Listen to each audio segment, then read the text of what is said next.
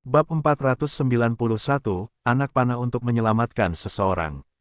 Penerjemah, Translation Nation Editor, Translation Nation. Dunia Sungai Darah adalah tempat di mana yang kuat seperti awan dan bahkan ada yang abadi.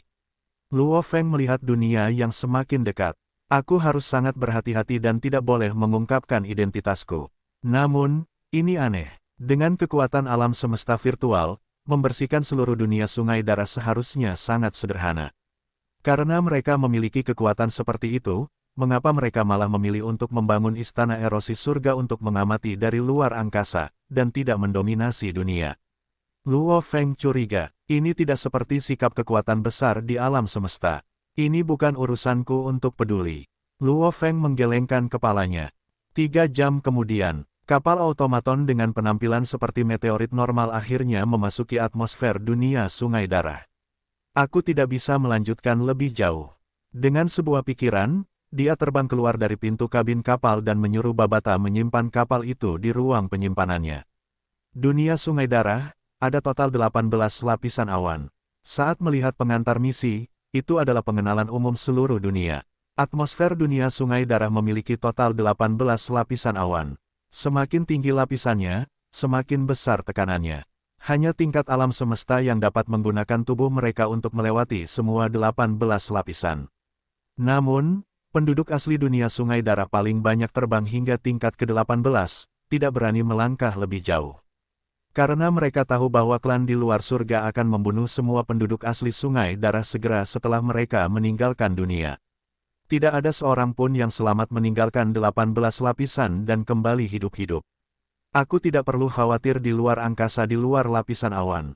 Namun, di lapisan awan ini, aku mungkin bertemu beberapa penduduk asli.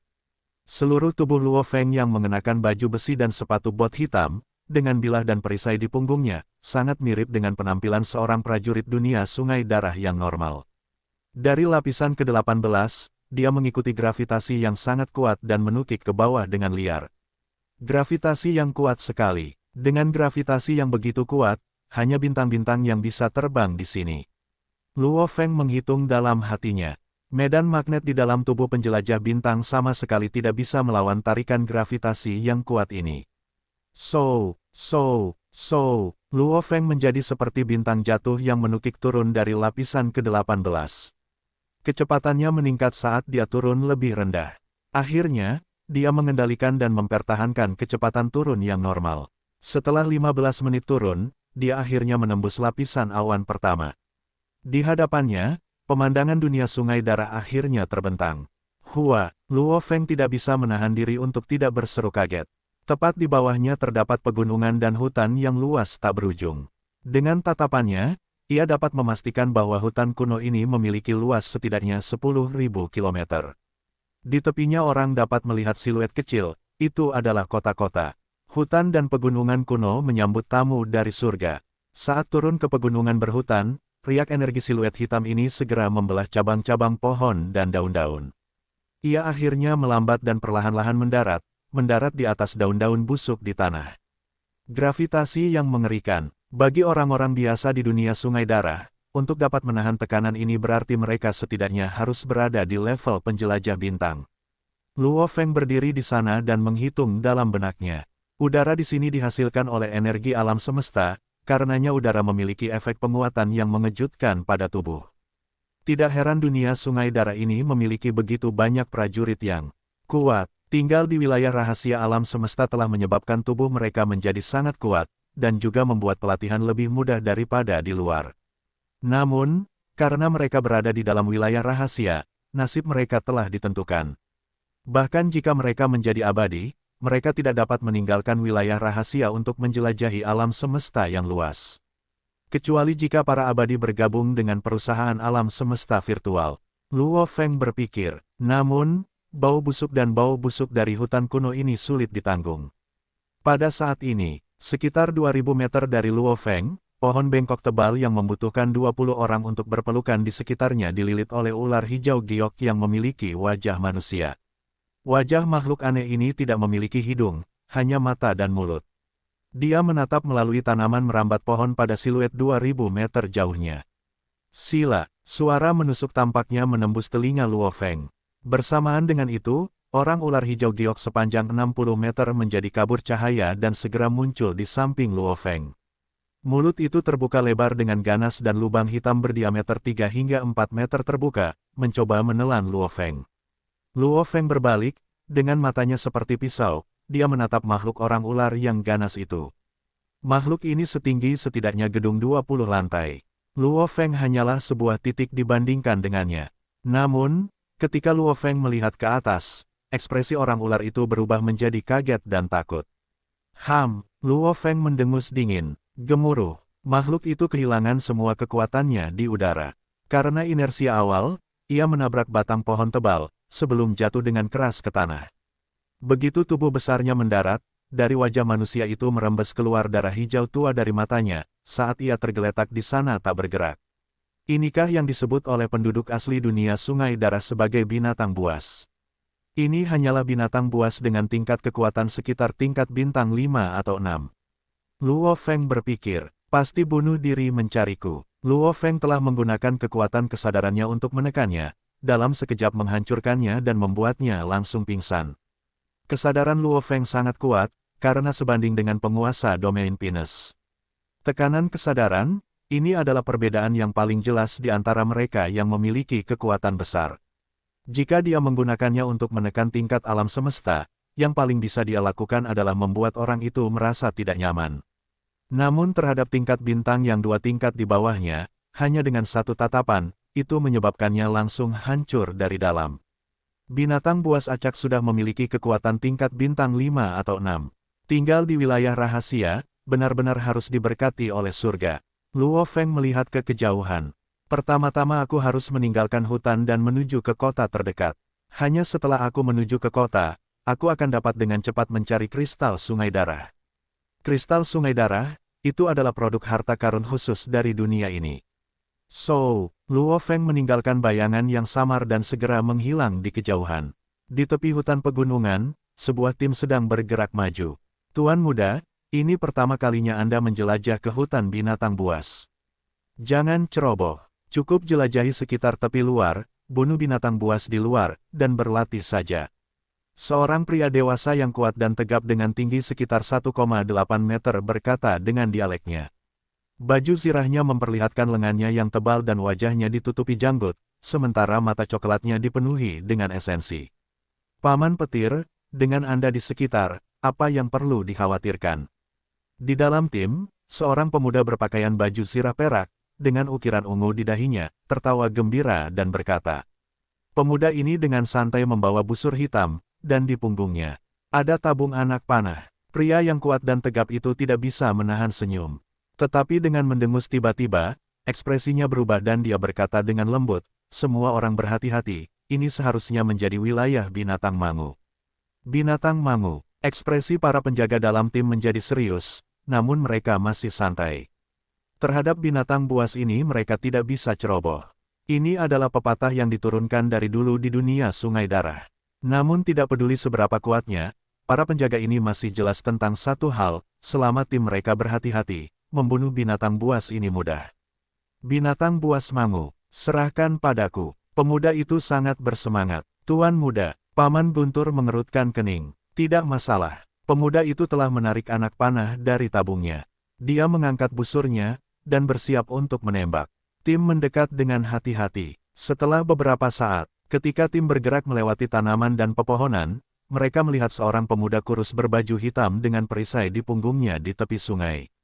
Tangannya memegang daging panggang, yang sedang dinikmatinya. Pada saat ini, siluet abu-abu besar bergerak mendekat dari kejauhan, hal ini menyebabkan seluruh tim terlonjak kaget. Dan pemuda kurus yang duduk di tepi sungai itu sepertinya mendeteksi sesuatu. Dia menoleh untuk melihat siluet abu-abu besar yang dungu itu. Mencari kematian. Tim menyaksikan kejadian itu. Semua penjaga tahu bahwa pemuda bodoh yang tersandung ke hutan binatang buas ini pastilah seorang pang tanpa pengalaman. Kalau tidak, mengapa dia dengan bodohnya melihat binatang mangu yang menyerang? Seorang pejuang sejati pertama-tama akan bersiap terlebih dahulu dan akan pindah ke medan yang menguntungkan. Setidaknya, tidak duduk diam. Binatang mangu adalah binatang buas tingkat langit. Paman Petir meraung. Siu. Cahaya hitam segera menembus udara dan mengenai siluet abu-abu itu. Siluet abu-abu itu menjerit kesakitan dan segera berputar dan mendarat di tanah. Itu adalah bajingan berbulu, satu-satunya hal adalah ia hanya memiliki satu cakar. Namun cakar itu sebesar seluruh tubuhnya, sebuah anak panah bersarang di tubuhnya dan darah merah menyembur keluar dari lukanya. Saat ia mendarat, ia menjerit kesakitan dan dengan marah bergegas menuju tim. Siu, ekspresi pemuda perak itu menjadi serius. Ukiran ungu di dahinya sedikit bersinar dengan cahaya. Tangannya seperti hantu, saat ia dengan cepat menarik anak panah lain dan melepaskannya. Namun binatang mangu yang telah dipersiapkan kali ini, memutar tubuhnya dan melambaikan cakarnya yang tajam, menjatuhkan cahaya hitam itu. Raungan, pria yang kuat dan kokoh itu mengacungkan dua kapak dari pinggangnya dan lengannya disilangkan dengan ganas. Gemuruh, tampaknya seolah-olah satu kapak muncul di udara, menebas melewati tubuh binatang mangu. Setelah itu, kapak tunggal itu menghilang dan pria yang kuat dan kokoh itu telah mencapai 10 meter di belakang binatang mangu. Binatang mangu itu segera jatuh dari udara, terbelah menjadi dua bagian saat darah segar mengalir dari organ-organnya. Paman petir memang kuat, terlalu kuat. Pemuda berbaju besi perak bertepuk tangan dengan gembira. Jangan ceroboh di masa depan. Binatang mangu memiliki dua kartu truf. Satu adalah cakarnya, dan yang lainnya adalah napas racunnya. Binatang mangu ini telah mencapai tingkat langit, jika ia mendekat dan melepaskan gasnya, itu akan merepotkan. Pria yang kuat dan tegap itu memberi ceramah, sekaligus memerintahkan pengawalnya untuk mengekstraksi bahan dan esensi binatang itu. Ya, para penjaga lainnya segera tertawa gembira dan pergi untuk berkumpul.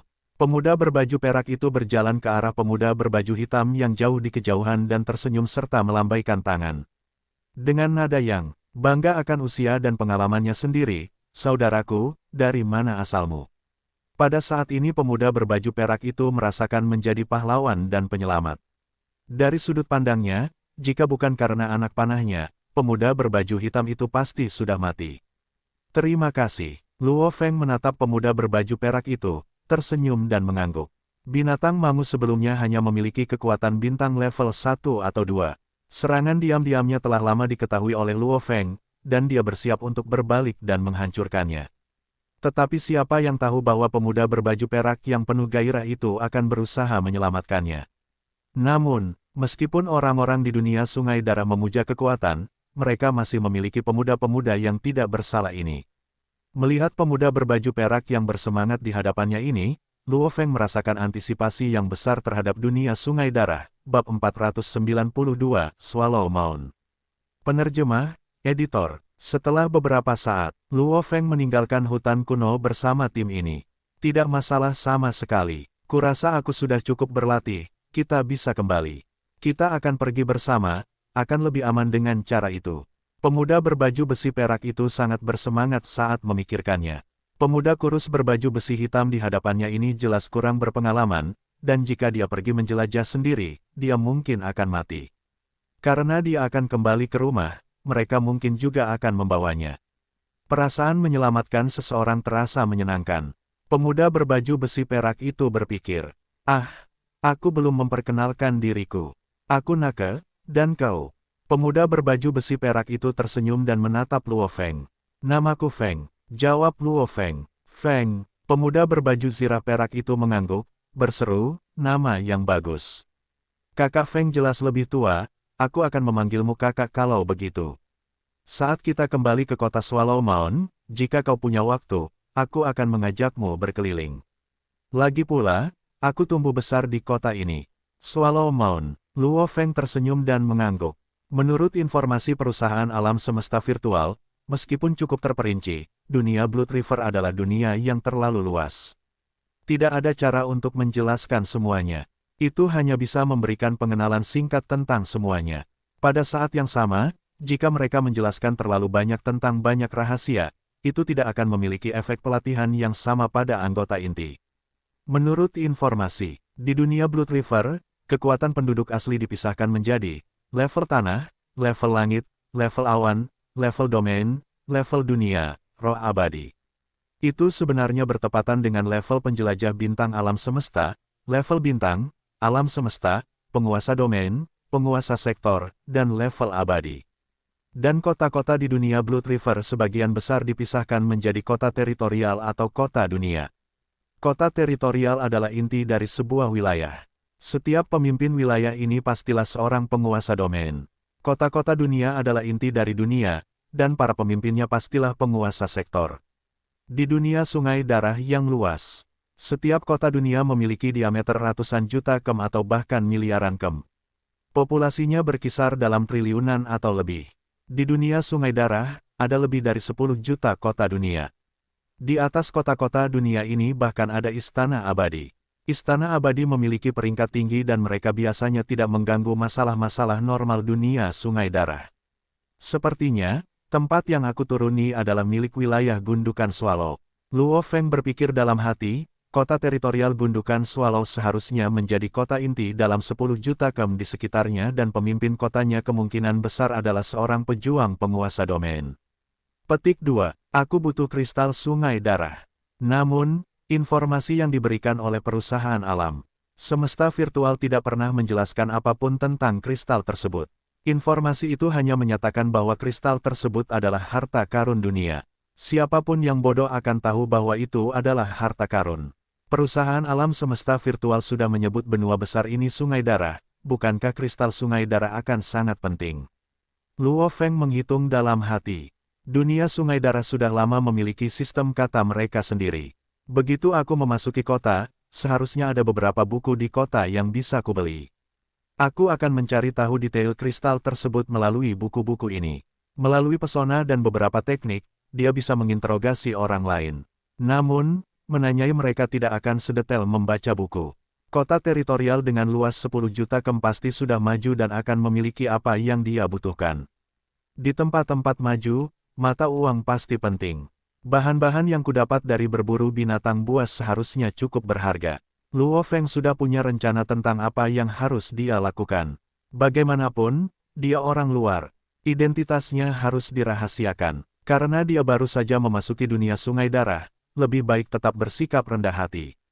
Ini juga mengapa ketika dia pertama kali mendarat di hutan, dia tidak terbang langsung menuju kota, karena berburu dan memperoleh bahan-bahan di hutan bisa memberinya sejumlah uang. Dan hutan seluas 10.000 km itu hanya bisa dianggap sebagai hutan binatang buas biasa. Binatang buas itu paling banyak level bintang 8 atau 9. Tidak ada satupun level alam semesta. Pemuda berbaju besi perak mengobrol dengan Luo Feng, saat Paman Guntur yang tinggi dan kokoh dan para penjaga lainnya semua menatap mereka.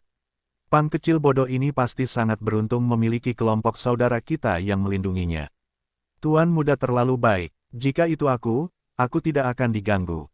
Hehe, saudara-saudara, ngomong-ngomong, barusan kita melihat Feng ini berbalik dengan bodohnya ke arah binatang mangu yang terbang ke arahnya.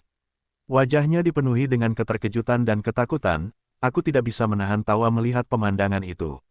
Haha, aku benar-benar tidak tahu bagaimana bajingan bodoh ini berani memasuki hutan binatang buas. Untungnya kita hanya berada di wilayah luar dan belum bertemu binatang buas yang kuat, kalau tidak dia pasti sudah menjadi sampah mereka sejak lama. Para penjaga mengobrol di belakang. Diam, Paman Guntur yang tinggi dan kekar memerintahkan. Kelompok penjaga segera berhenti. Hati-hati, meskipun kita sudah dalam perjalanan kembali, masih ada ribuan km yang harus ditempuh. Biasanya ada bandit di sekitar. Kapten, dengan Anda di sekitar, bandit kecil mana yang berani mendekati kita? Ya, itu akan bunuh diri. Pria jangkung dan kekar itu melirik Luo Feng. Terhadap orang asing yang mereka selamatkan di sepanjang jalan, dia tetap waspada. Hati baik tuan muda itu, membuatnya tak berdaya. Karena dia sangat jelas bahwa ini adalah dunia yang memihak yang kuat. Segala macam rencana jahat, tusukan dari belakang, dan pembantaian terjadi sepanjang waktu. Memiliki hati yang baik tidak menguntungkan bagi tuan muda di dunia seperti itu. Tuan terlalu memanjakan tuan muda. Dia ingin menunggu sampai tuan muda dewasa sebelum membiarkannya merasakan kesulitan. Pria jangkung dan kekar itu menggelengkan kepalanya. Zijian Kuan Kuo de Ping Ye Dalusang, Mimeng de Yi Kun Ren Ying Zeng Hu Xiao Ze Sun Su Qian Jin, Zeng Si Luo Feng He Yin Jia Sao Nian Na Ke De Dui Wu, Yi Bian Gan. Perusahaan asuransi kesehatan Duo Yesi, Dadeji Gao Deng, Suizun de Yikun Wu Ze Erian, Zen de Hen King Song. Kan, Yuan Chu Jiu Si Women Yan Gang Ling Zu Cheng, Women Ju Li Zu Cheng Hai Yu 1 Ge Xiao Si Zuo Yu, Yin Jia Sao Nian Yao Zi Yuan Chu, Sian de Mo Hu de Juda Cheng Chilun Kuo, Kou Zong Perusahaan Asuransi, Perusahaan Asuransi Kesehatan, Perusahaan Asuransi Kesehatan, Perusahaan Asuransi Wei Bu Gou Chun Zeng.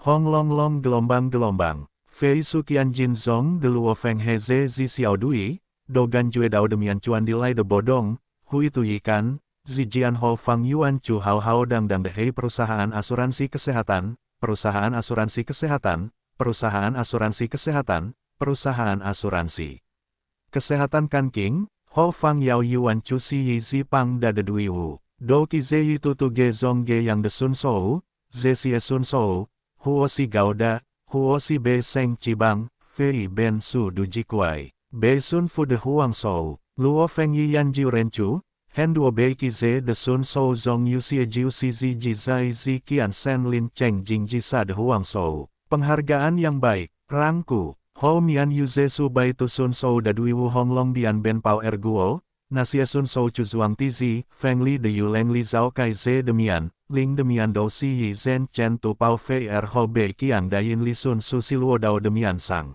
Haha, Ze Bu Sina Ke Sao Yema, Yi Seng Chi Er De Xiao Seng Fang Fu Feng Bao Si Juan Zhou Wei, Tong Si Gang Gang Chong Guo De Pang Da Dui Wu Hen Koi Bian Sun Su Ting Xia, Tong Si Ki Zong Yu Su Si Ren Ki Ze Sun Sou Chow Bisnis Makanan, Bisnis, Bisnis, Bisnis, Bisnis, Bisnis Ming Ki Ze Sun Sou De Wu Ze Yi Jing Dao Le Kian Fang.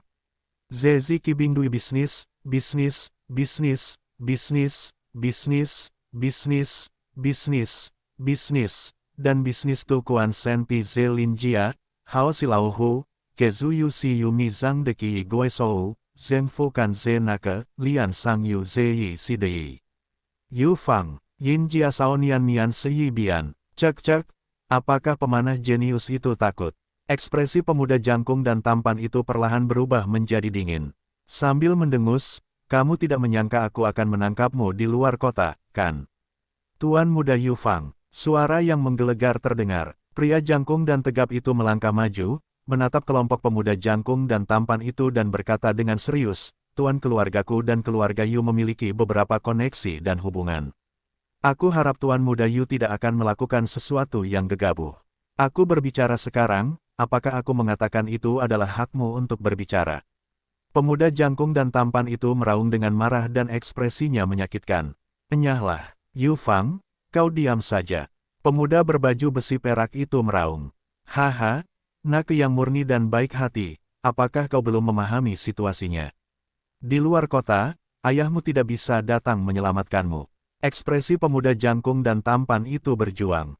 Otot-otot di wajahnya berkedut dan matanya menyerupai ular berbisa yang menatap dingin. Aku belum lupa bagaimana kau mempermalukanku setengah tahun yang lalu. Di samping mereka, Luo Feng mengerutkan kening. Kelompok musuh jelas lebih unggul. Kelompok besar di belakang Yu Fang ini hanya terdiri dari 10 bawahan saja. Ada 1 bintang level 9 dan 9 bintang level 7 atau 8. Dan pihak ini, prajurit terkuat Nake, Paman Guntur itu, hanya memiliki level bintang 6 atau 7. Kita dalam masalah besar. Paman petir yang tinggi dan kekar itu khawatir dalam hati. Para prajurit dalam tim ini memiliki sekitar setengah dari yang terkuat di keluarga Yu. Begitu banyak prajurit kuat mengikuti seorang anak kecil keluar tampaknya aneh. Kapten, apa yang harus kita lakukan? Kapten, di belakang Tuan Muda Yu itu, ada prajurit, Dripping Blood Blade, itu, yang merupakan salah satu dari 3 yang terkuat dalam keluarga. Dia adalah prajurit puncak tingkat langit. Hanya dia saja sudah cukup untuk menghancurkan kita. Tim itu bingung.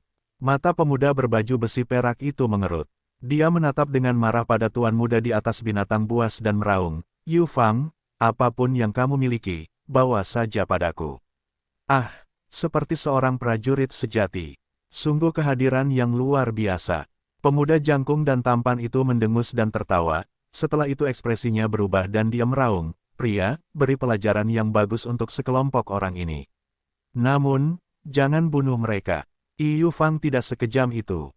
Juga, tangkap Nake dan ikat dia. Aku ingin menjalin ikatan dengannya dengan baik. Ya, kelompok prajurit di atas binatang buas menjawab bersama. Hua, Paman Guntur yang tinggi dan kekar bersama dengan penjaga lainnya semuanya mengacungkan senjata mereka bersama-sama. Tuan muda di atas binatang buas itu tertawa dingin. Siapapun yang melawan, segera bunuh. Tentu saja, jangan bunuh Tuan muda Nake. Bagaimanapun, dia adalah saudara laki-laki baikku yang tumbuh bersamaku. Pergi. Segera kelompok prajurit pemberani itu terbang dari punggung binatang buas dan menuju ke tim kecil Nake, bab 493, Armor.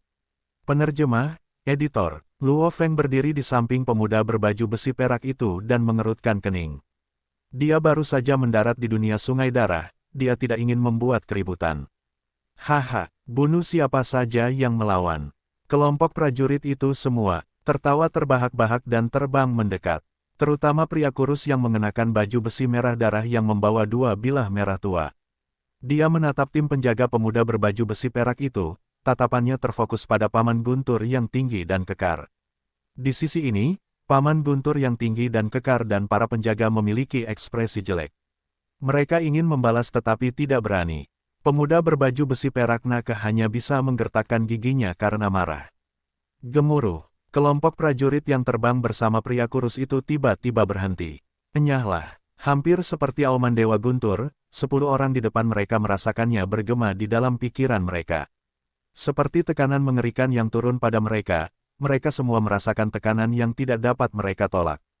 Itu adalah jenis tekanan yang akan menghancurkan mereka. Enyahlah, enyahlah, enyahlah. Raungan itu bergema di dalam pikiran mereka. Sekelompok prajurit itu segera turun dari udara dan tidak menyerang. Ayo pergi. Pria kurus itu menatap tim pemuda berbaju besi perak dan memerintahkan. Ayo pergi. Pemuda itu juga berteriak, menatap pemuda berbaju besi perak Nake.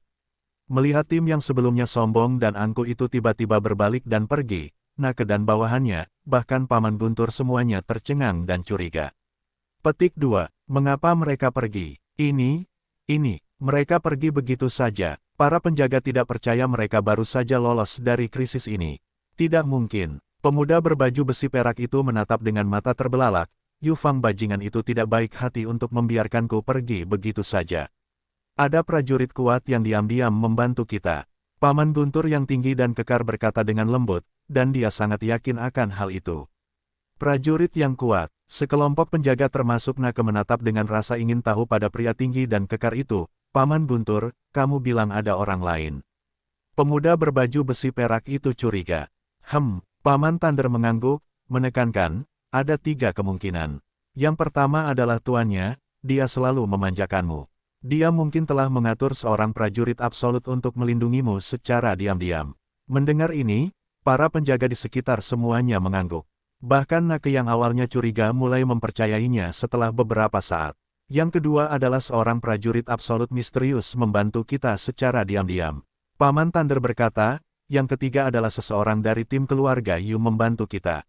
Yang pertama dan kedua masuk akal, tetapi kamu mengatakan seseorang dari keluarga Yu membantu kita. Nake terkejut. Kapten, itu tidak mungkin. Kelompok penjaga tidak dapat mempercayainya.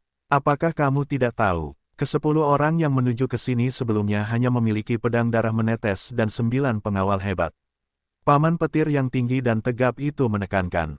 Melihat ke arah tim besar yang jauh, tim itu memiliki lebih dari 100 orang, tetapi hanya ke-10 orang itu yang sekuat itu. Dari mereka yang lain, seharusnya masih ada banyak prajurit kuat lainnya. Jika itu bukan sesuatu yang penting, mereka pasti tidak akan mengirim begitu banyak prajurit yang kuat. Siapa tahu, di dalam tim itu ada pemimpin sejati kelompok itu. Paman petir berkata dengan serius. Mereka memiliki masalah yang mendesak untuk dilakukan, bertengkar seperti itu saat mereka memiliki masalah adalah hal terburuk yang mereka inginkan. Pemimpin itu mungkin tidak puas dan memerintahkan mereka semua untuk kembali. Masuk akal. Kelompok pengawal itu mengangguk. Paman petir sangat mengesankan. Pemuda berbaju besi perak Nake memuji sambil tertawa. Namun aku masih penasaran dengan banyaknya prajurit yang kuat, dan banyak dari prajurit itu berasal dari kekuatan lain. Tim yang begitu kuat, apa yang mereka lakukan? Paman Thunder mengerutkan kening, bahkan jika pemimpin keluarga keluar, dia tidak akan membawa begitu banyak prajurit. Benar, pasti sesuatu yang sangat penting. Yu Fang dengan cepat membawa anak buahnya untuk bergabung kembali dengan kelompok besar itu. Paman ketiga, prajurit mana yang diam-diam membantu mereka sebelumnya? Bukankah kamu sebanding dengannya? Yu Fang menatap pria kurus di sampingnya. Pria kurus itu adalah salah satu dari 3 prajurit teratas keluarga Yu Fang. Dengan nama Dripping Blood Blade Yu Yanta, dia adalah seorang prajurit absolut level bintang 9, kuat bahkan di antara mereka yang berada di level yang sama. Mata pria kurus Yu Yanta berkedut karena dipenuhi rasa takut. Dia berkata, Yu Fang, prajurit rahasia itu sangat kuat, jika dia tidak mengendalikan dirinya untuk tidak membunuh siapapun, aku pasti sudah mati. Apa? Mata Yu Fang terbelalak. Ya Tuhan, Yu Fang adalah seorang prajurit level darat, penjelajah bintang. Jadi, dia pasti bisa merasakan bahayanya. Namun, pamannya yang ketiga adalah prajurit puncak tingkat langit tingkat bintang. Jika bahkan dia merasa bahwa musuh dapat dengan mudah membunuhnya tanpa bergerak, maka prajurit rahasia itu pasti sangat kuat. Sebenarnya level berapa orang itu? Tingkat awan. Yu Fang menggelengkan kepalanya. Bahkan tingkat awan tidak akan sekuat itu. Tingkat awan tidak sekuat itu, tingkat awan tidak bisa begitu saja menggunakan kesadarannya untuk menekan kita dan membuat kita tidak dapat melawan. Pria kurus Yu Yanta mengangguk, berkata, saya perkirakan, prajurit rahasia itu harus berada di tingkat domain. Melihat bagaimana dia dapat segera menekan kelompok itu dan tidak membunuh mereka, kendalinya terhadap tekanannya sangat tepat dan terkendali, dia pasti cukup kuat bahkan di antara tingkat domain. Tingkat domain, Yu Fang tertegun. Swallow Moon memiliki luas 10 juta, dengan populasi triliunan. Pemimpin Swallow Moon adalah level domain, penguasa domain. Pada level ini, dia sudah menjadi makhluk absolut di wilayah Swallow Moon. Tidak ada keluarga yang bisa mengganggunya, dia bisa bergerak dan menghancurkan keluarga. Bajingan naga itu, bagaimana dia menemukan makhluk yang begitu kuat untuk melindunginya? Yu Fang tidak bisa mempercayainya. Yu Fang, kelompokmu cepat dan kembali ke tim, jangan buang waktu. Yanta, kita menggunakan kekuatan penuh kita kali ini, tidakkah kamu tahu pentingnya apa yang kita lakukan? Kamu bahkan membuang-buang waktu dengan anak kecil Yu Fang itu. Sebuah suara tua bergema di benak mereka. Paman, kami punya masalah untuk dilaporkan. Yu Yanta berkomunikasi. Bicaralah. Paman, ketika kami pergi untuk memberi pelajaran pada tuan muda keluarga Na itu, kami menemukan satu hal, ada seorang prajurit level domain yang mengerikan di belakang naga itu. Lakukan, level domain. Suara tua yang tegas itu tiba-tiba tergagap. Ya, seberapa besar jaminan yang kau miliki bahwa itu adalah level domain? Suara tua itu tidak dapat mempercayainya. Apakah kau telah melakukan kesalahan? 99% yakin, untuk dapat menggunakan hanya tekanan kesadaran untuk membuat kita semua hancur dan tidak dapat melawan, hanya level domain yang dapat melakukan itu. Yu Yanta melaporkan dengan hormat. Siapa itu? Suara tua itu bertanya dengan gugup. Level domain dapat sepenuhnya mengubah hierarki kekuatan dalam suatu wilayah. Jika itu adalah level domain yang kuat penguasa domain, maka ia bahkan akan dapat menyingkirkan pemimpin saat ini, dan memperoleh pengakuan Istana Dewa. Pada saat itu, ia dapat segera menjadi pemimpin kota yang baru. Tidak jelas, mungkin ia bersembunyi di dalam timnya, atau ia berada di suatu tempat yang tidak dapat kita lihat. Ia jauh lebih kuat dari kita. Oleh karena itu, aku tidak dapat memastikannya, kata Yu Yanta. Kita harus menyelesaikan ini dengan jelas ketika kita kembali. Tapi, pertama-tama mari kita kembali ke kota. Ya, tim besar dari keluarga Yu dengan cepat maju.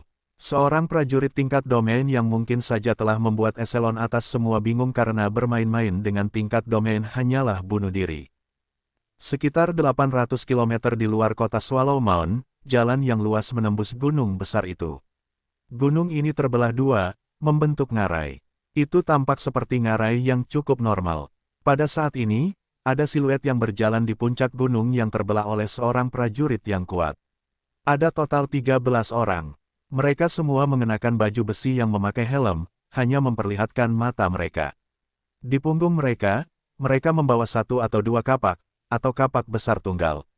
Baju besi mereka terbuat dari warna hitam, merah darah dan emas. Kakak, mereka datang. Tim keluarga Yu ada di sini.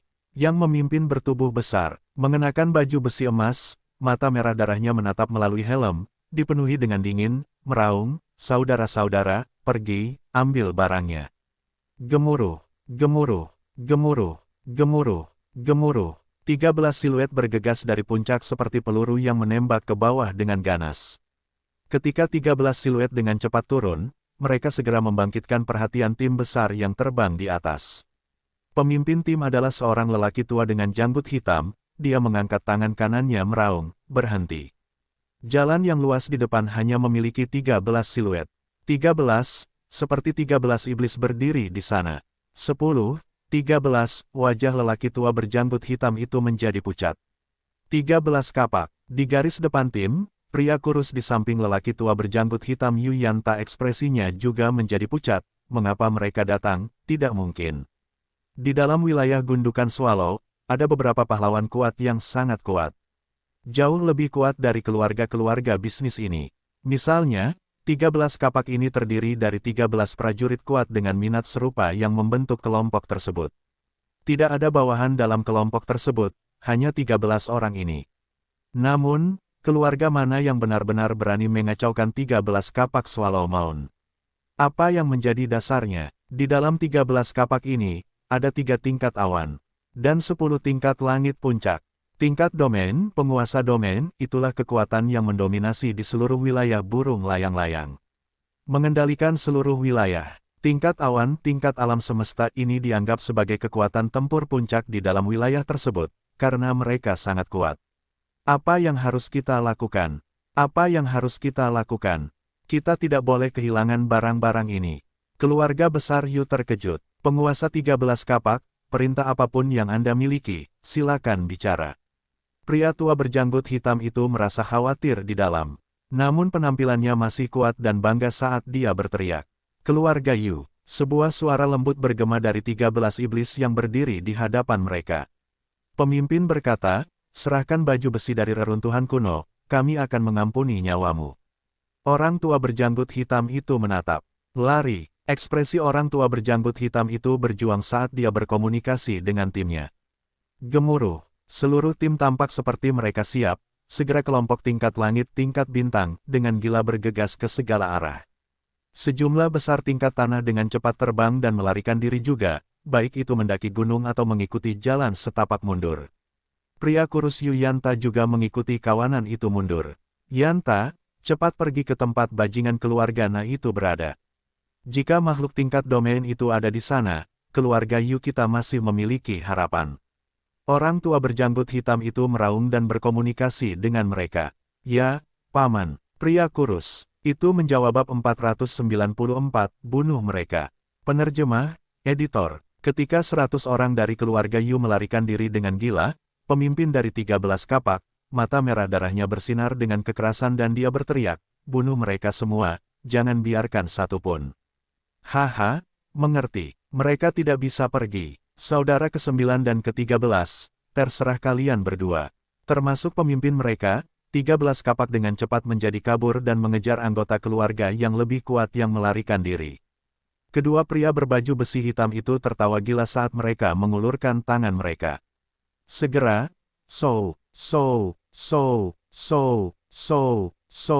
sinar cahaya kabur melesat ke segala arah. Ketika Luo Feng adalah siswa level 9, dia sudah bisa mengendalikan 10 bilah terbang. Untuk saat ini, jika dia tidak membutuhkan kekuatan, dia bisa mengendalikan ribuan bilah emas kecil dengan mudah. Tentu saja, jika dia membutuhkan kekuatan, dia hanya bisa mengendalikan sekitar 10. Kedua prajurit puncak tingkat bintang ini segera menembakkan 100 senjata pembunuh tipis seperti kapak terbang. Masing-masing berukuran sekitar setengah telapak tangan dan tebalnya 1 mm. Kapak terbang menutupi langit dan melesat ke segala arah. "Ah, tidak, cepat." Sejumlah besar prajurit yang melarikan diri semuanya langsung menjadi gila, karena rekan-rekan mereka di sekitar diiris kepala mereka oleh kapak terbang. Saat mereka menembus, darah segar menyembur kemana-mana dengan isi otak dan kepala berjatuhan di mana-mana. Dalam sekejap, seluruh ngarai ternoda merah, hampir seperti pemandangan mimpi buruk. Kelompok besar ground level penjelajah bintang dibantai begitu saja. Dalam beberapa detik, seluruh keluarga Yu di ngarai itu tinggal kurang dari 20 orang. Ya Tuhan, Pria tua berjanggut hitam itu lumpuh di tanah. Wajahnya ternoda darah orang lain, dan matanya melotot lebar. Senjata kapak terbang kecil setipis sayap jangkrik meninggalkan siluet yang mempesona di udara dan kemudian menembus kepala lelaki tua berjanggut itu, hampir seperti mengiris tahu. Tidak ada apa-apa, tidak ada di sini. Bajingan tua ini punya gelang luar angkasa. Namun, tidak memiliki baju zirah yang kita inginkan. Dari 13 kapak, 2 orang yang mengendalikan serangan dengan cepat memeriksa mayat-mayat penting. Di antara mereka hanya menemukan satu benda luar angkasa, namun tidak memiliki benda yang mereka inginkan. Orang-orang yang melarikan diri adalah yang paling penting, 10 orang itu telah melarikan diri dari ngarai. Jangan khawatir, kakak sedang mengejar mereka. Dia sudah menyusul. Keduanya menjadi seberkas cahaya dan dengan cepat menyusul kerumunan. Di jalan yang lebar, sekitar 10 orang melarikan diri sekuat tenaga. Cepat, wajah mereka dipenuhi ketakutan, terutama tuan muda yang tinggi dan tampan, Yu Fang. Wajahnya pucat pasi. Dia sangat gugup dan berkata dengan cemas, Paman ketiga, bawa aku dan lari, bawa aku bersamamu. Namun yang terkuat di antara kelompok itu, Paman ketiga Yu Yanta telah lama melarikan diri jauh, tidak peduli padanya. Haha, kau pikir kau bisa lari? Di kejauhan, Dewa Iblis berbaju besi emas merobek langit dan mengejar. Tawanya bergema keras di telinga 10 orang yang melarikan diri. Di belakang siluet berbaju besi emas ini ada satu lagi yang terbang cepat di atas. Mati saja, siluet Dewa Iblis berbaju besi emas itu menukik ke bawah dan secara bersamaan energi genetik tingkat awan, tingkat alam semesta menghantam tanah dengan keras. Riak mulai menyebar ke segala arah, meledak dalam area 100 meter. Energi genetik tingkat alam semesta dengan kekuatannya yang mengerikan telah menghancurkan sekelilingnya menjadi tidak ada apa-apa selain sampah. Jeritan kesakitan dan suara jeritan bisa terdengar di udara. Tidak. Yu Fang melolong ketakutan. Namun, tubuhnya seperti dihantam oleh senjata pembunuh yang tak terhitung jumlahnya, yang langsung berubah seperti saringan. Bahkan kepalanya ditembus puing-puing, setelah itu meledak dan tidak meninggalkan apapun kecuali kekacauan. Tuan muda Yu Fang telah meninggal. Sebelum meninggal, Yu Fang membelalakkan matanya. Dia sangat berharap bahwa dia akan dapat mencapai tim Nake. Setidaknya dengan berada di sana dia memiliki kesempatan untuk bertahan hidup. Namun sangat disayangkan kecepatannya terlalu lambat.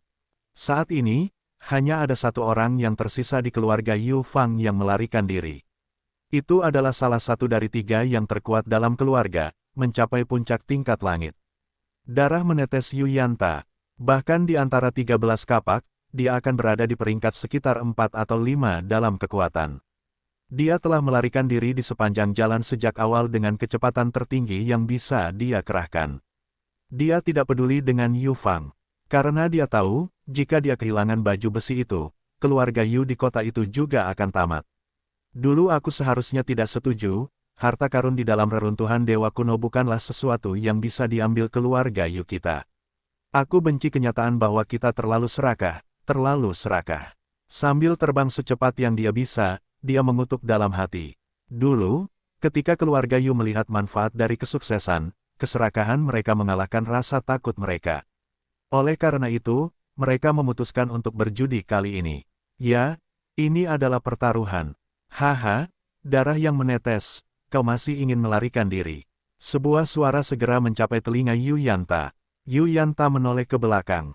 Di kejauhan, siluet emas melesat mendekat, menyebabkan ekspresi Yu Yanta menjadi semakin buruk. Di antara 13 kapak, kepala, nomor 3, dan 7 adalah 3 kapak yang paling tidak ingin ditemuinya. Ini karena ketiga kapak ini berada di level awan, level semesta, sedangkan 7 kapak lainnya masih cukup ia yakini dapat dikalahkannya. Nake, Yu Yanta berjuang keras untuk meningkatkan kecepatannya, menatap ke kejauhan. Tiba-tiba berdirilah sebuah tim yang terdiri dari 10 orang, di antaranya adalah pemuda berbaju besi perak yang sudah dikenalnya, Nake. Hal ini menyebabkan mata Yu Yanta langsung berbinar penuh harapan. Saat wajahnya memerah, ia berteriak keras, Tuan Muda Nake, selamatkan aku. Luo Feng dan tim itu telah menjauhkan diri hingga 200 km dari tim keluarga Yu Fang, dan Yu Yanta bagaimanapun juga hanyalah level bintang puncak. Meskipun gravitasi dunia sungai darah begitu kuat sehingga seorang penjelajah bintang tidak dapat terbang, namun kecepatan Yu Yanta masih dapat mencapai hingga 8 km per detik. Jika berada di luar angkasa tanpa gravitasi, puncak tingkat bintang bisa mencapai 150 km per detik. Gravitasi dunia sungai darah sangat mengejutkan, dan karena itu kecepatan Yu Yanta hanya bisa mencapai 8 km per detik. Mendekati jarak 200 km, dia telah terbang selama 10 detik. Hanya dalam 10 detik, tim keluarga Yu yang besar hancur berkeping-keping.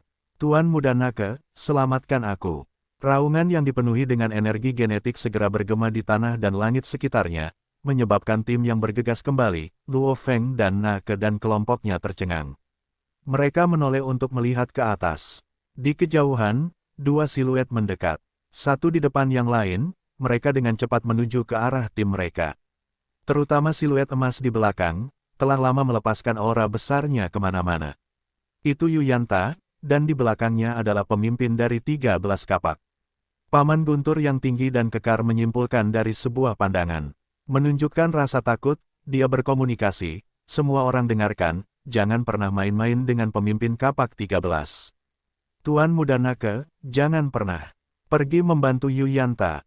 Kami tidak bisa membantunya, sebaliknya, akan bunuh diri untuk membantunya pada saat ini. Petik 2. Wajah Nake juga pucat. Pemimpin kapak 13. Dalam area 10 juta Kem Swallow Mound, ini jelas orang yang sangat bereputasi dan pantas dihormati. Selamatkan aku. Wajah pria kurus Yu Yanta dipenuhi rasa takut saat dia bergegas menuju tim Nake. Namun tim Nake berdiri di sana bahkan tidak bergerak. Jelas mereka tidak ingin campur tangan. Gemuruh. Dari belakang gelombang energi yang mengerikan beriak. Tidak baik. Yu Yanta menoleh ke belakang. Dewa Iblis berbaju emas yang memegang kapak itu telah mengayunkannya dan menebas ke arahnya. Ayunan kapak yang besar itu telah membentuk riak bertekanan tinggi. Riak tebasan yang terlihat oleh mata telanjang itu menyerbu ke arahnya, menyebabkan mata Yu Yanta memerah saat dia mengayunkan pedangnya dengan keras untuk menghentikannya. Sial, Yu Yanta terbanting ke tanah karena riak tebasan itu. Seluruh tubuhnya terguncang begitu keras hingga tulang-tulangnya patah. Aku, mata Yu Yanta membelalak lebar, darah mengalir dari mulutnya, diikuti oleh kepalanya yang tertunduk dan tidak ada lagi rasa kehidupan. Gemuruh, di kejauhan dua siluet mendarat. Kakak, apakah kau menemukan barang itu? Kedua pria jangkung dan kekar itu berteriak. Itu pasti ada padanya. Pemimpin itu melihat mayat Yu Yanta di tanah, dan segera meraih lengannya. Dia berbalik untuk melihat saudara-saudaranya, kakak ketiga dan ketujuh, itu gelang luar angkasa. Dua orang yang baru saja membantai semua orang itu melihat, saat mata mereka berbinar. Tim kecil Luo Feng dan Nake berdiri di sana, tidak berani bergerak atau melarikan diri.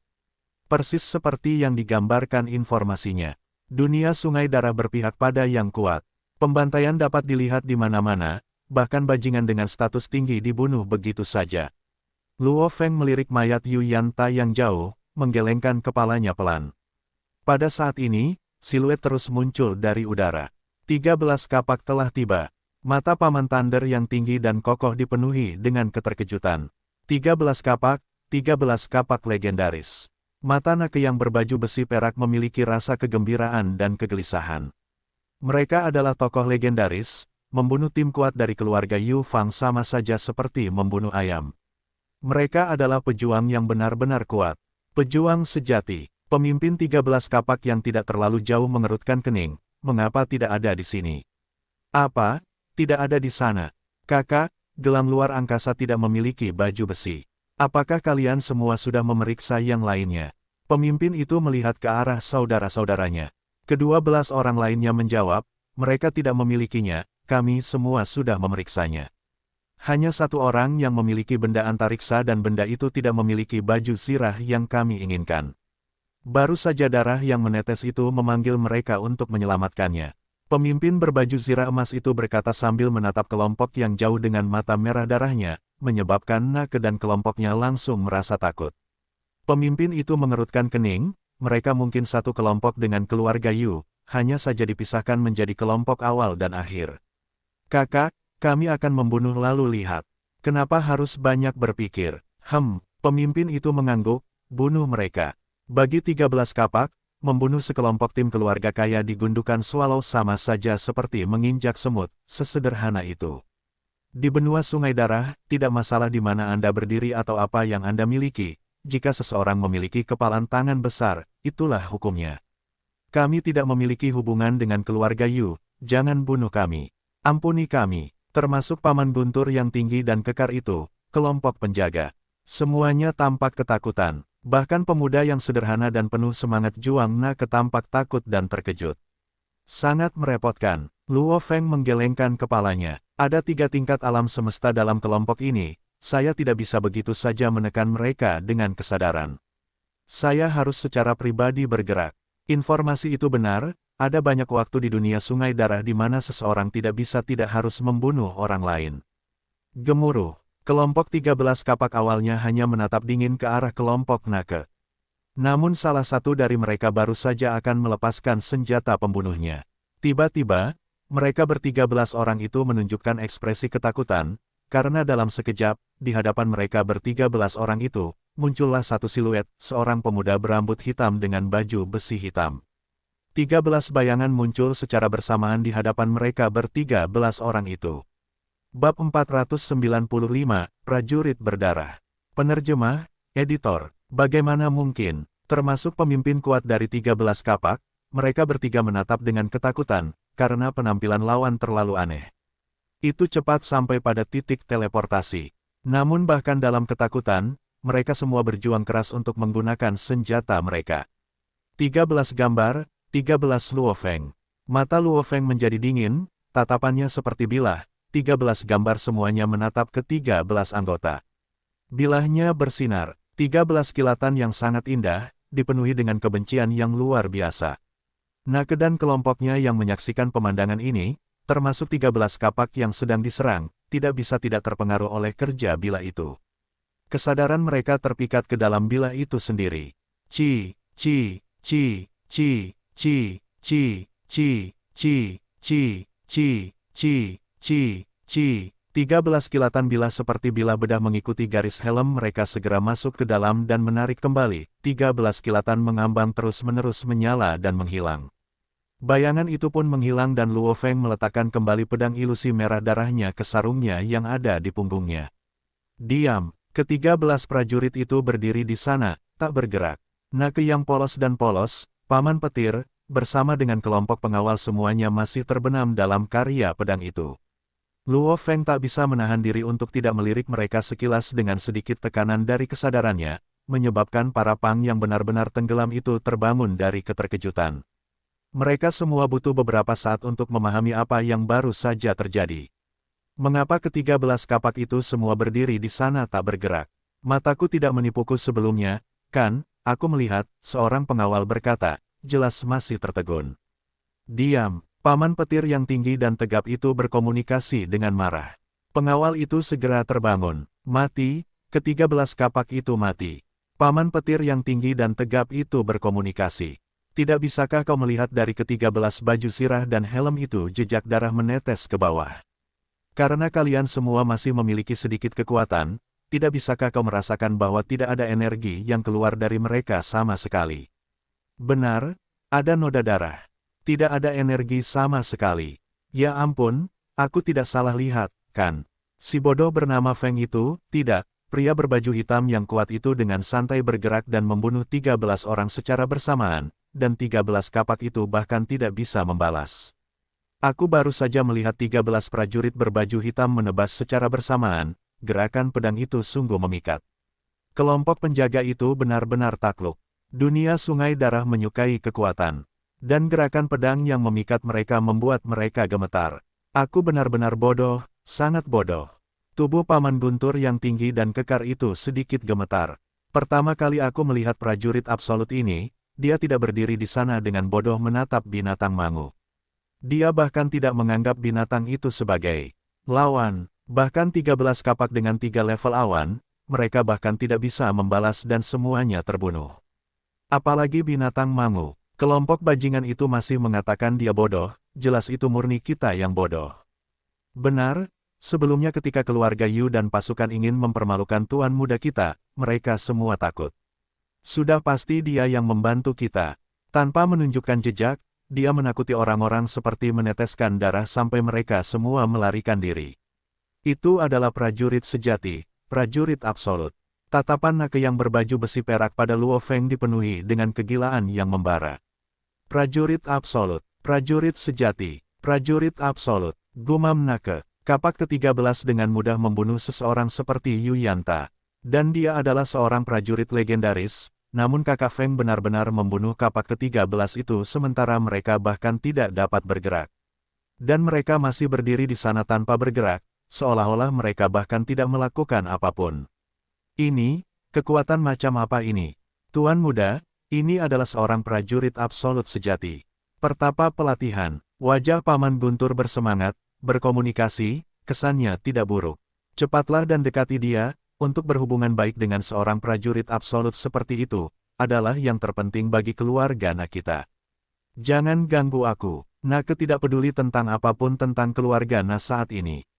Yang dia rasakan saat ini hanyalah kegembiraan. Kegembiraan karena bertemu dengan idola legendaris. Nake gugup di dalam, namun dia menggertakkan giginya dan berjalan menuju Luo Feng. Setelah membunuh kapak ke-13, Luo Feng tidak bisa diganggu dengan para penjaga yang tertegun. Dia menggunakan energi rohnya untuk memindai tubuh kapak ke-13 bersama dengan Yu Yanta. Ke-13 kapak ini sangat kaya, semuanya memiliki benda angkasa. Hasil pemindaian Luo Feng telah mengonfirmasi. Mengendalikan energi rohnya, baik itu gelang angkasa, gelang tangan, pelindung lengan, sabuk angkasa, dia mengambil semua benda dari tubuh mereka dan menyimpannya di dalam cincin angkasanya. Mari kita lihat apa yang ada di dalamnya. Luo Feng membalik tangannya dan mengambil sebuah gelang, menggunakan energi rohnya untuk mencungkilnya dan memeriksanya. Feng, kakak Feng, sebuah suara yang bersemangat dan gugup terdengar. Luo Feng berbalik, menatap pemuda berbaju besi perak yang berwajah merah, gugup, dan bersemangat, Nake. Pada saat ini, pemuda itu menarik napas dalam-dalam, matanya nyaris tidak bisa menahan kegembiraan dan kekagumannya. Kakak Feng, apakah kamu prajurit legendaris yang tetap rendah hati dan terus-menerus berkeliaran di benua ini, petapa? Pertapa, Luo Feng tertegun, lalu dia mengangguk dan tersenyum, kurasa begitu. Ah, Nake sangat gembira, kudengar para pertapa itu rendah hati dan berkuasa. Mereka berkelana dari satu dunia ke dunia lain, terus-menerus berkelana, dan pandangan mereka sangat luas, telah mengunjungi banyak tempat misterius. Seperti lautan iblis darah, gunung terlarang, reruntuhan dewa kuno, apakah kau pernah ke sana? Luo Feng menyadarinya, pemuda di hadapannya memujanya, bertanya apakah dia pernah ke tempat-tempat ini. Namun, tempat apa sebenarnya yang dia bicarakan ini?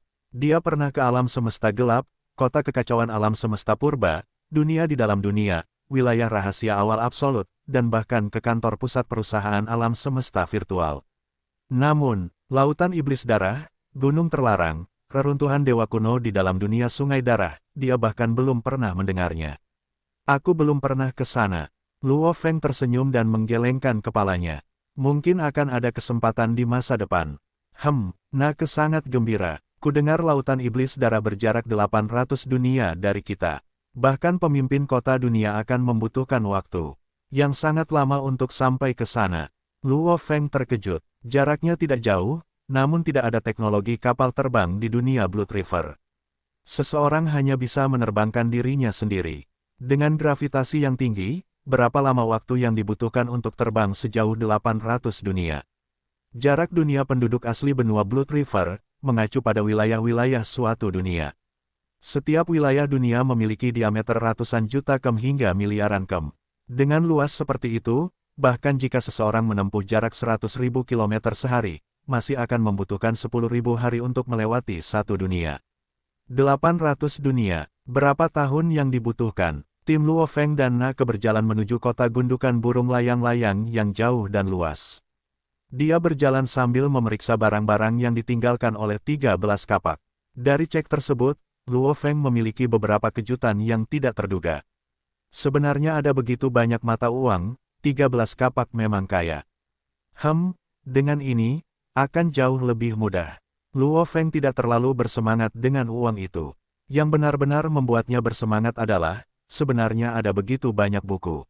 Kebanyakan dari mereka adalah metode pelatihan dan sebagainya, tetapi ada sejumlah besar buku dengan pengetahuan umum dan informasi tentang menjelajahi benua, mirip dengan ensiklopedia. Teknik dan keterampilan, Luo Feng bahkan tidak bisa diganggu.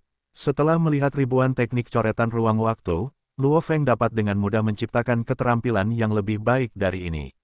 Itu bahkan tidak bisa dibandingkan.